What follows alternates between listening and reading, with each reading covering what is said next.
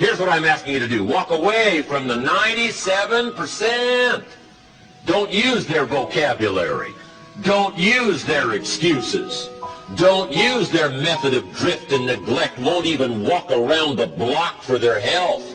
Won't even eat an apple a day. Won't even take the time to refine their philosophy for a better life. Walk away and join the 3%. Guess how many people can retire from the income of their own personal resources when it comes time to retire? Answer, 5%. In America, 5% of the people are independent. 95% are dependent. Take charge of your own retirement, you can multiply it at least by 5. Let the government take care of it, some company take care of it, you got to divide by 5. I'm asking you to take charge of your own retirement. Take charge of your own life. It happens to be one of the titles of my own cassette program, Take Charge of Your Own Life. That's what we've talked about here all morning. Take charge of your own day. Don't have days like most people have. You'll wind up broke and poor. Pennies, no treasures. Trinkets, no values. Change it all. And it starts as simple as an apple a day. It starts as simple as the first book of your new library. It starts as simple as the first journal that you get, and make the first entry that when people see it will say, this is the beginning of a study of a serious student. They're going to be healthy. They're going to be powerful. They're going to be rich. They're going to have it all. Look, they've committed themselves to a whole new journey. I'm asking you to do that. But what's easy to do is what? Easy not to do. But walk away from the 90%. Walk away from the 97%. Walk away from the 95%. Don't go where they go. Don't do what they do. Don't talk like they talk. Develop you a whole new language. Be part of the few. Guess when I went and got this little book, Richest Man in Babylon? Guess when I went and got it? The same day I heard about it. I went and got it. Somebody says, well, Mr. Rohn, does that make you different than most everybody else? The answer is yes. Somebody says, well, why is that? We don't know. What do we know? You don't know. I don't know. Nobody knows. All we know is some get the spark and say, I'm going to change my life. I'm going to change my health. I'm going to change my relationship with my family. I'm going to change everything. And if it starts with an apple, if it starts with a walk around the block, if it starts with a book, if it starts with a journal, whatever it starts with, I'm a candidate. I'm ready to go and change my life. I invite you on that journey. Once you look back on it, you will never turn back. You'll never go back to the old ways and the old language and the old neglect. Never. Cardiovascular problems alone in America create over 1,000 funerals a day. And 70% of it is neglect. I'm asking you not to hope they're going to fix this out here next year so that you'll be healthier. I'm asking you to pick up some new disciplines so that you will be healthier. Drive yourself to do it. Book by book, entry by entry. It's all available for you.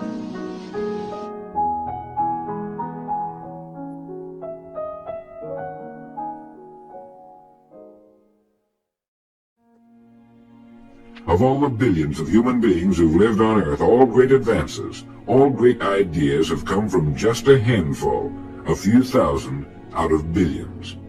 Now, how have the people as a group reacted to the great ideas? Every great leader and thinker, from Socrates to the Wright brothers, has been scorned, ridiculed, poisoned, imprisoned, stoned, pilloried, burned at the stake, or crucified.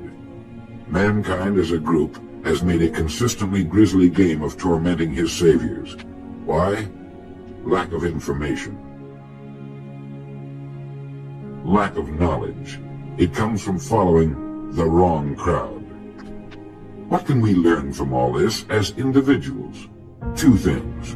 One, to amount to anything as individuals, we've got to be individuals. We've got to have individual goals, individual thinking, individual action. And two, we must never conform to the great mass of people.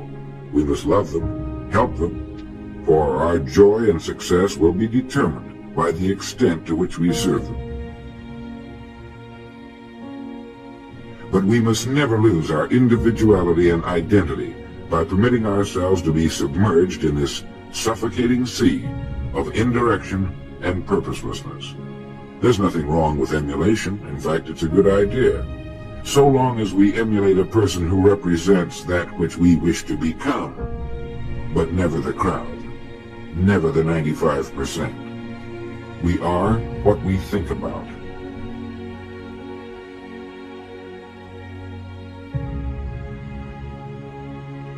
Our minds, our thinking controls our destinies here on Earth to a degree totally unsuspected by the great majority of people. When you think about it a moment, it becomes so obvious, so clear and simple. Well then, if we become what we think about, and if we can control our minds, we can pretty well tell our own future. And that's the point I want to make. That's what I meant when I said earlier that each one of us is the architect of the structure fashioned by our years.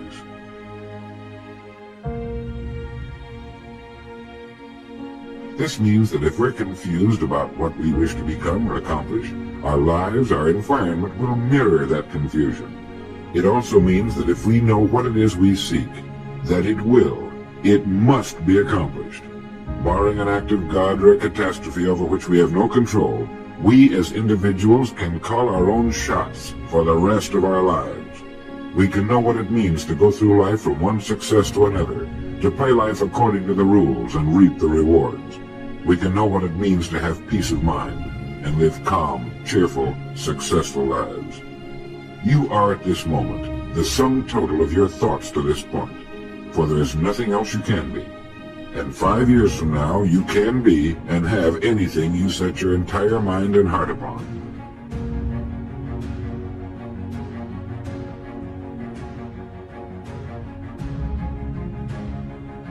Succeeding in life has always been a matter of doing that which the great majority does not do. Now let's keep this in mind as we get into this business of goals. It isn't that I want to make an invidious comparison between the 5% and the 95%, not at all. That's just the way it is. And if we don't recognize it, it will be to our cost. At the beginning of this record, I made the statement, if you can tell me what you want, I can tell you how to get it. You see, the trick is not in achieving our goals, it is in establishing them. A ship would never leave a harbor if it did not have a destination. An industrial plant would never open its gates if it did not have a product or a purpose. Football would not be played without goalposts, nor would baseball without a home plate. Every business operates for a purpose. Every game has a reason. Getting back to the analogy of our ship, if you were to climb to the navigation bridge and ask the captain the name and location of his next port of call, he would tell you immediately. There's not the slightest doubt in his mind. Can you tell anyone your destination just as quickly and in one sentence? The captain of the ship knows that he can arrive at only one port at a time. He knows that it's impossible to arrive at two. Do you know that? He also knows that his destination will be invisible for fully 99% of his voyage, but he knows it's there, and that he'll reach it, barring an unforeseen catastrophe, if he will just keep doing certain things a certain way every day. One fine morning his destination will appear on the horizon. He will sail into port, his voyage successfully completed. When his business has been accomplished, he'll then sail to another predetermined port of call, and this will take him and his ship from one success to another for the rest of both of their lives.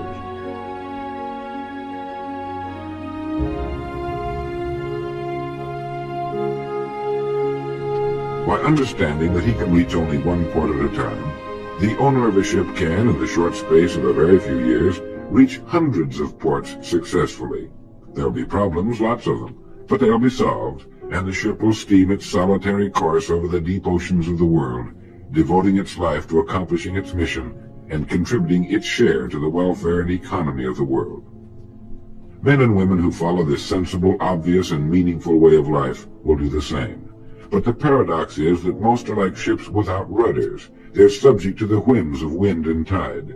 And while they hope they'll one day arrive in a rich and bustling port, you and I know that for every narrow harbor entrance, there's 1,000 miles of treacherous and rocky coastline. The chances of their just drifting into port are 1,000 to 1 against them. These are the unfortunate people who, not knowing the rules, believe that circumstance controls our lives. They believe in luck and superstitions, fate, the breaks. They believe that success comes as the result of who you know, not what you know, And while they cling to their false alibis, life passes them by. For the rules of life are just, and they are checkmated, without haste, but without remorse. Now what about you? Remembering that the definition of success is the progressive realization of a worthy ideal, what's the ideal toward which you are working, now, today, yesterday, and tomorrow? Can you write it in one sentence? Is your goal sharply and clearly defined? I mentioned on the first side of this record that I could tell you how you could be and have anything you set your mind on in 5 years. To better understand this, you must examine one of the most overlooked facts in the world. It is that every job, no matter what it may be, holds somewhere within itself the key to everything we want in life, the key to greatness. But we must look for it, and we must think. Decide to become a professional at your business. You see, we can either compete or create. If we compete with all the other people in our line of work, we must be willing to accept the same rewards. If that's what we want, fine. But if we want to become professionals at what we do, then we must create. And when we begin to do this, there's no limit to that which we can achieve. We hear a lot these days about a word called security. Everyone wants security, but not 1 in 10 can tell you what it is. Most people will tell you that security rests with a job. This is impossible. There is no such thing as a job that represents security. Anyone with a job can lose it for any one of 1,000 reasons at any time. There is only one place on earth you can find security, and if it isn't there, it isn't anywhere. It's inside of a person, never outside. If a man has security inside where it belongs, his wife and children can feel it when he sits down to eat with them, and they're warmed by it.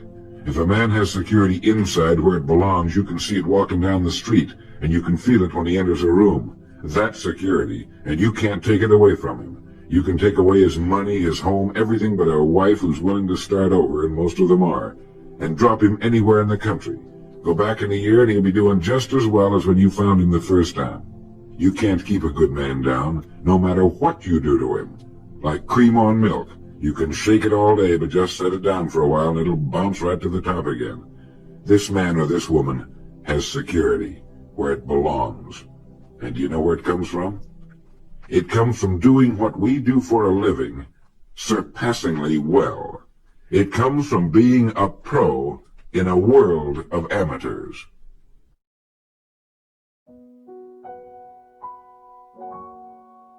A guy says to me one time, he says, you know, if I had some extra time, I could make some extra money. I said, then forget it. There isn't any extra time.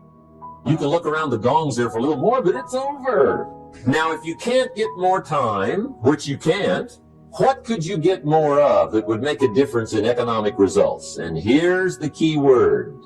Make it a part of your notes. We're going to consider it tonight. The word is value. And I have a little phrase for your notes. Value makes the difference in results. Value makes the difference. You can't get more time, but you can create more value. Now, here's the first lesson of economics. Everybody should learn it from the time they're old enough to understand what a dollar means, how to earn one, how to get one, how to keep one, what to do with it. First lesson of economics. We primarily get paid for value. That's lesson 1. Bringing value to the marketplace, that's how you get paid. You don't get paid for the time. I know it takes time to bring value to the marketplace, but you get paid for the value, not the time. Now, since that's true, here's one of the key questions of the evening. Is it possible to become twice as valuable at the marketplace and make twice as much money in the same time? Could you become 3 times as valuable? Make 3 times as much money in the same time? Is that possible? The answer is yes, if. And it's always if, right? Life is known as the big if. And here's the big if we're going to consider it tonight. It's possible to do much better at the marketplace if you go to work primarily on yourself. And that's the theme of our seminar. tonight. Learning to work primarily on yourself. People have asked me for the last 24 years, how do you develop an above average income? And the answer is, become an above average person. Develop an above average handshake. Some people want to be successful, they don't even work on their handshake. As easy as that would be to start on. They let it slide, they don't understand. Develop an above average smile. Develop an above average excitement. Develop an above average interest in other people. Develop an above average intensity to win. See, that'll change everything. Probably one of the most frustrating experiences in life is looking for an above average job with above average pay without becoming an above average person. It's called frustration. And Mr. Shelf gave me probably the greatest clue he gave me when I first met him. He said, Jim, if you want to be wealthy and happy the rest of your life, just learn this lesson well. He said, learn to work harder on yourself than you do on your job. All you have to do to earn more money in the same time is simply become more valuable. But that's kind of a pitiful way to live. Start and not grow. Start and not change. Start and not become more valuable. Hey, the whole scenario of life is to start, number one, and what? Become more valuable, number two. So America's a ladder to climb. Starts at $4 an hour. And the more valuable you become, you just keep moving up the ladder. Would a company pay somebody for 1 year's work $52 million? And the answer is, of course. This is one of those of course places. Of course. If you help a company make $1 billion, would they pay you $52 million? The answer is, of course. It's chicken feed. I mean, it's not much money. Now, why that much money? Because he has become so valuable. Now, why would we pay somebody only $4 an hour? They're not very valuable to the marketplace. Now, we got to make that distinction, to the marketplace. Might be a valuable brother, a valuable member of the community, a valuable member of the church, valuable member in the sight of God, to the human family, of course, those kind of values. But to the marketplace, which is called what? Reality. Reality is, if you're not very valuable, you don't get much money. Those are called the facts. Well, then how do you get more money? Simple answer. Somebody says, well, I'll go on strike for more. Here's a major problem with that. You can't get rich by demand. Somebody says, well, I'm waiting for a raise. I'm telling you, it's easier to climb than to wait for a raise. Why not just become more valuable rather than wait? I'm telling you, that's the key to all good things. Becoming more valuable. Now, how come I got a telephone call worth millions? I had become valuable. Now, I'm a farm boy from Idaho. I was raised in obscurity. 1 year of college, and I thought I was thoroughly educated. Made all kinds of mistakes galore. At age 25, the creditors are calling me saying, hey, you told us the check was in the mail. I got pennies in my pocket. I got nothing in the bank. I'm behind on my promises. How come I get a telephone call 5 years ago and it's worth millions? I changed. I turned my life around. Is it possible to become worth millions? Speaking economically, now there's a lot of values to become, but let's just talk economics. Is it possible to become that valuable? And the answer is, of course, of course. Now let me give you the secret. Show said, here's the secret, Mr. Rohn. Learn to work harder on yourself than you do on your job. Once I got that, it turned my life around. Learn to work harder on yourself than you do on your job. He said, if you work hard on your job, you'll make a living. If you work hard on yourself, you can make a fortune. If you would have known me at age 25, you would have said, Jim Rohn's a hard worker. If you'd have known me, you'd have said that. I'm the guy, I don't mind coming a little bit early, staying a little bit late. I don't mind that. You'd have said, well, Jim Rohn's a hard worker. You say, well, how come he's got pennies in his pocket and nothing in the bank and behind on his promises? Well, I was a hard worker, but I was working hard on my job, not on myself. I'm telling you, if you'll learn that simple little principle and start the process today, latest tomorrow, I'll give you tonight to think it over. And start this whole process of personal development, work on yourself, make yourself more valuable to the marketplace. I'm telling you, you can so dynamically change your income, and economics is the least of the values that you can start earning in terms of equity if you'll start working harder on yourself than you do on your job. Work hard on yourself and develop the skills.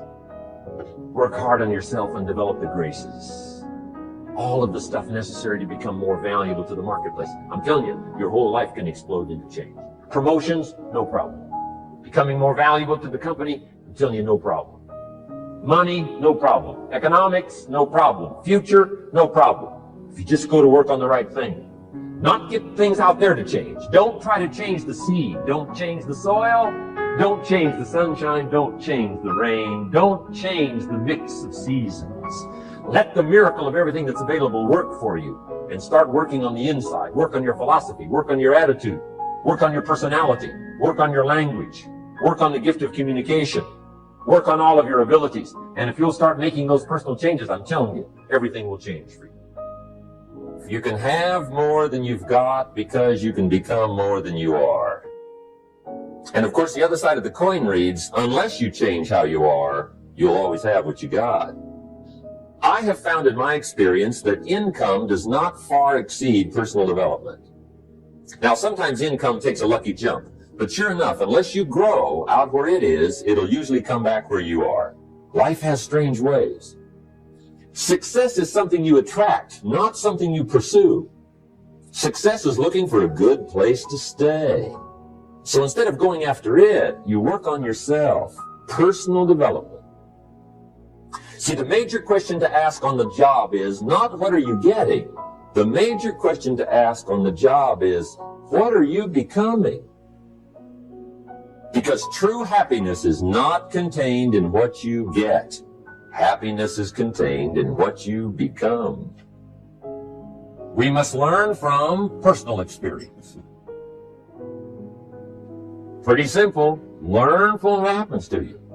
Take a look back over the last few months. Did you make some mistakes? How could you correct those for the future?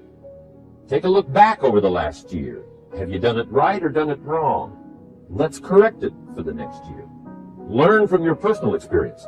Mr. Schoaf asked me when I first met him, he said, Mr. Rohn, how are you doing? You've been out there now 6 years. And I said, I'm not doing very well. He said, I suggest you not do that anymore. What a simple, swift analysis to my situation. He said, if you keep doing it, the next 6 years will be like the last 6. You don't want that to happen. Let's make the changes. So learn from your personal experience. Now, here's number 2, why I came to share this video experience with you today. And that, I call it OPE, other people's experiences. That's me, other people. That's your teacher, other people. That's your friends and colleagues, other people. The people you meet that can pass along to you their experiences, what's happened to them, the mistakes they made, how they corrected them, how they changed their health and changed their bank account and changed their income and changed their future. That's it. Other people. Now, there's 2 kinds of people to learn from. One is failures. It's too bad failures don't give seminars, right? That would be valuable. Bring your notebook. Have them tell you how they lost it all and threw it all away, threw their health away, and threw their friendships away, and things didn't work out well. That would be valuable. But now then, we must also learn from positive people that have done well. They've got the health, and so we ask them, how did you become so healthy? They've got the skills, so we ask them, how did you become this skillful? They've got the income, so we ask them, how did you get here in such a short period of time? You don't have to change what's outside. All you've got to change is what's inside. To have more, you simply have to become more. And then he said, don't wish it was easier. Wish you were better. Don't wish for less problems. Wish for more skills. I'm still going for it. In the 90s, I want to get better and better. I want my craft to get better, my business operations to get better, the things I do to get better. Because once I picked up this simple formula, I'm telling you, it's easy to figure out where the problem is if you go to work on it. If you just make a decision, it can be sometimes the day that starts you on a brand new journey. Now, some decisions are incidental and some are small and some, are part of a working day. But sometimes decision making can be one of the most important days of your life. Maybe a decision you've postponed, and now you understand the penalty of postponing that decision. You've got to do something, and finally you come to the conclusion, today is the day. I now decide. And whether you decide on a new direction, whether you decide on a refinement in philosophy, whether you decide to act when before you haven't acted, you decide on a series of things that you're going to do, you decide. Deciding can be such an incredibly important, very exciting, inspirational day. Also, deciding sometimes starts the process of lifting our self-esteem. Sometimes when you look back on it, the day that you decided was just about as exciting as the day when you finally accomplished the project. That when you finally made the decision. Now that you've decided and you start making plans, it's incredible what can happen as a source of inspiration. When finally what's in your head, what's in your imagination, now finally starts to take shape on paper. When I first heard about network marketing, I was 25 years old. And I heard some of the testimonials, and I heard that people have gotten rich, and I've heard that it's changed people's lives. And I've heard that you could start with nothing and become something. But let me tell you what was exciting. When I finally made the decision, yes, I was going to be part of the industry. Yes, I was going to make it part of my marketing future. What was really exciting was when I sat down and started making plans. I started committing imagination and belief to paper. I started writing it down. I started as we often do, drawing those circles. What if I had 5? What if I had 10? And then when I had a concept of what that could bring for me, then I said, how can I reach the first 5? How can I reach the first 10? What could I do? Starting to make those plans, I'm telling you, I remember those days as if they were yesterday. They were so exciting. I had a concept of what I wanted. I had a dream of what could happen for me. If it could happen for others, maybe it could happen for me. But when I started putting it on paper and started making the plans, that was an incredible source of inspiration for me. Because the plans seemed to now start making it real. That what I had thought about, what I dreamed about, now I'm actually getting to it by making a plan. But I want you to take it personal. And my personal question to you is, why not you? You've got the brains. You can make decisions. You can study the plan. You can change your life. You can grow immensely in the next few years. You can make your dreams come true. You can build a financial wall around your family nothing can get through. You can become healthy. You can become powerful. Why not you?